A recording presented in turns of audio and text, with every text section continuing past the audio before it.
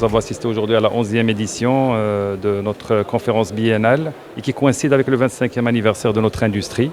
L'industrie du private equity, comme vous le savez, c'est le financement dans les entreprises marocaines en capital.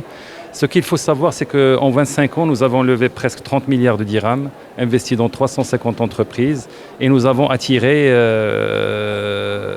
nous avons plutôt introduit le tiers des entreprises qui sont à la bourse de Casablanca en termes de nombre. Ce qu'il faut savoir aussi en termes d'impact au niveau de cette industrie, c'est que comme notre métier est d'investir pendant une certaine période, créer de la valeur et sortir, nous avons des statistiques qui montrent que sur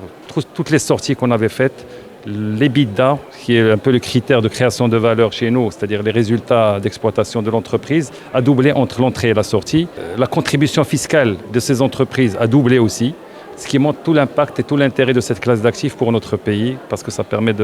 d'améliorer la compétitivité des entreprises et aussi, avec l'impact social, améliorer les recettes fiscales de l'État.